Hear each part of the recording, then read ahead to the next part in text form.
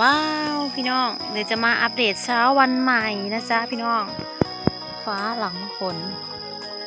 เมื่อนี้อากาศแจ่มใสพี่น้องน้ำให้หน้าโนนเฮากับเบิดแล้วเฮากับมานั่งเฝ้าเขาเอานั่งกันมาพี่น้อง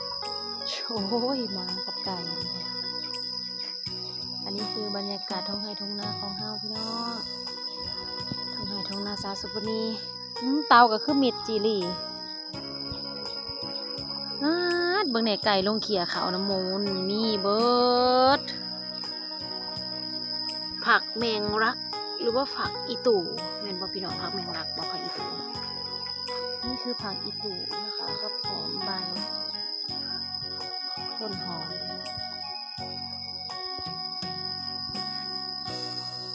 บกเลยพี่น้องเอ้ยหน้าโน้นเฮาก็จะมีแต่ครึ่งมือเนาะมีแต่มือเดียวเมื่อวานนี้ชิงเนี่ยนี่เราใส่ปุ่นกบหน่อยนี่นะน้ำลงแล้วพี่น้องน้ำโยบแล้วเมื่อวานนี่กวางทีเบิดแถวนี้มาอัปเดตวันนี้ยังเหลือแต่แถวนี้ยังเนาะยังเหลืออาจจะเข่า16นี่ลำต้นสูงเนาะพี่น้องบ่เคยใส่จักเถื่อไม่ห้าก็ใส่ปีนี้แหละสาวสมีลองใส่เบิ่งแถวนาโนนทีเดียวใบเห็ดเหี้ยเขา16พี่น้องเลยดูดิน้ำยังเสยยังอยู่น้ำยังอยู่ได้พี่น้องสองไห่นี่ไห่โนนสาวสมีน้ำยังอยู่เสยไห่นี่อยู่ดีเลยไห่นี่ก็ยังอยู่เต็มอยู่แต่ว่าส่วนให้ใหญ่เฮากับเมื่อวานเนี่ยมันถ่วมทิพเนาะพี่น้องเฮาก็สิไล่ออกหมดเลยนี่เฮาก็จะไล่ออกให้หมดเพราะว่าเขาเฮาบ่ทันได้ใหญ่เด้มันเลยบ่ได้อัดมันนะพี่น้องเปลี่ยนออกเบิดโยกหมดเลย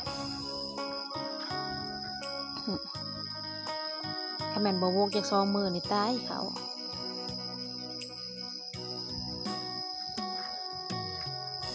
ยกไปแล้วมีแต่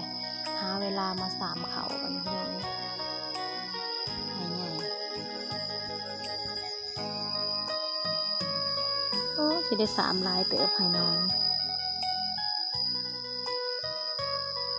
บกเบิดแหละพี่น้องเอ้ยอัปเดตวันนี้เคี่ยวกะจีอยู่ดีนะพี่น้องตอนเช้าสวยพี่น้องจ้าพี่ทงไห่ทงนาตอนสวยโอ้ยหอยมันสิเขากับพี่น้องสาวสุนีพาเลาะทงไห่ทงนาก่อนเด้อว้าวหอยกำลังสิเขากับพี่น้องเห็ดหอยมาใส่บ่ได้เอาเกลือลงมาหอยโขงได้เลยพี่น้องเลย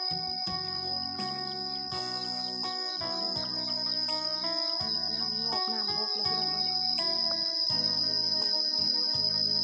แต่ว่ายังคึมอยู่ไอ้บางเพิ่นกาอัดเตาเนาะแล้วก็สิพาไปเบิ่งหอยโขงกับหอยเชอรี่ปนกันเฉพาะนางกิ้วจึงเก็บต้มเบิดทั้งหอยโขงทั้งหอยเชอรี่หอยโขง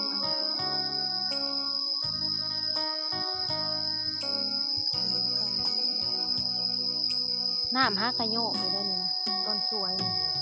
น้ำฮักกะโยกฮักกะลงพี่น้องเลย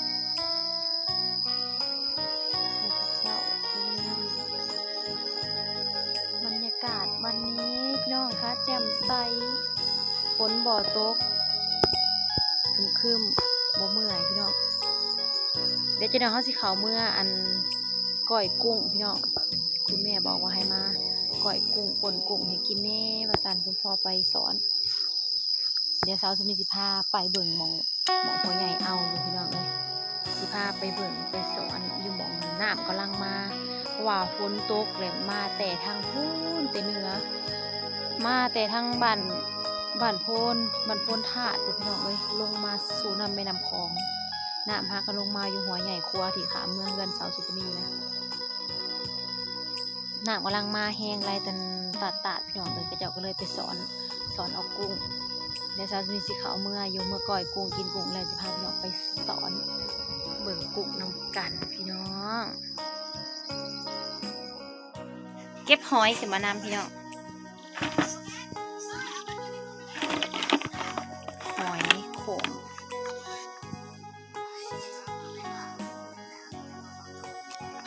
หลายๆเติมประมาณ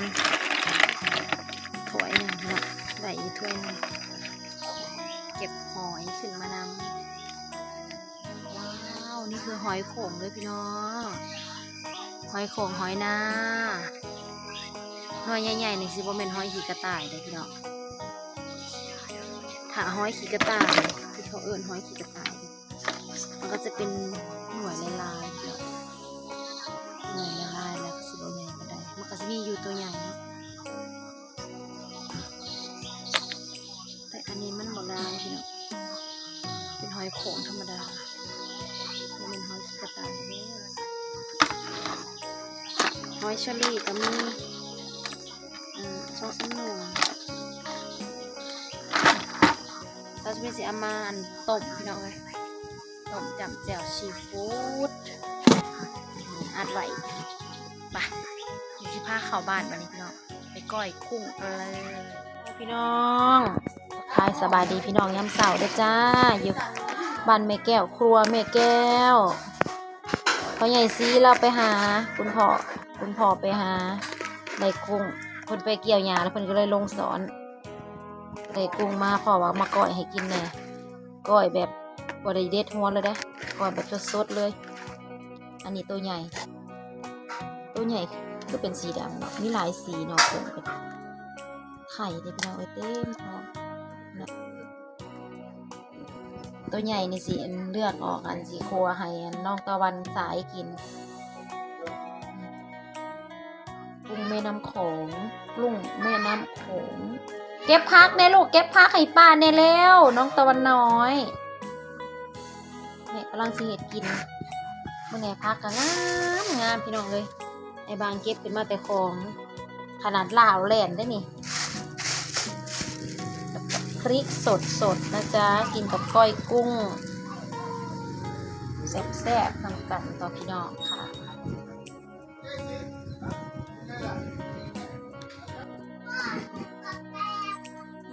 เสียงตะวันน้อยมา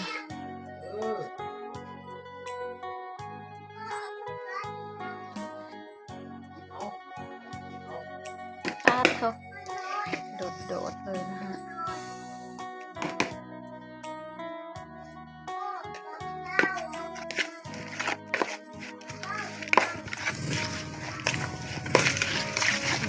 ก้อย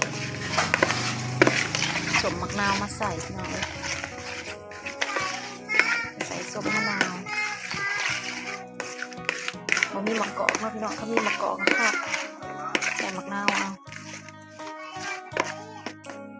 มาพี่น้องใส่หอมมันสุดท้ายนะคะใส่หอมลงไปโอ้ยผมมีหอมเสริมเลยขาดหอมเสริมพี่น้องยังก่อนแม่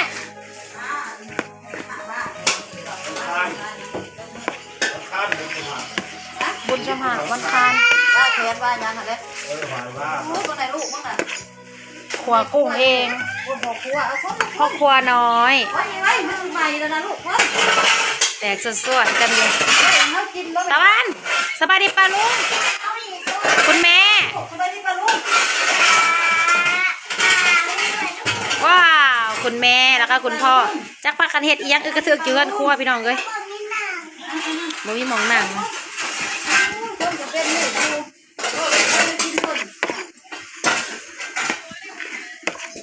เป็นอันว่าเสร็จเรียบร้อยนะคะใครบอกกินดิบกะขัวเอานะพี่น้องไปแซ่บๆน้ำกันก้อยกุ้งแล้วก็ลวกผักแล้วก็ตำแจ่วมักเล่นพี่น้องอาหารมื้อนี้อาหารบ้านนาลวกผักตำนินงามๆพี่น้องเลยกับผักบวงให้ยายแก้วกินก่อนจะได้มีวิตามินเมื่อคืนนี้เพิ่นไปกินเซซวนน้ำเขาเพราะว่าเจ็บกระตุ้นกระตุย ปวดเมื่อยอีกมาเบิ่งอาหารกันพี่น้องลวกพักยังพันแล้วนี่คือเมนูก้อยกุ้งหนวดว้าวออกพี่น้องจ้าหมักง่าย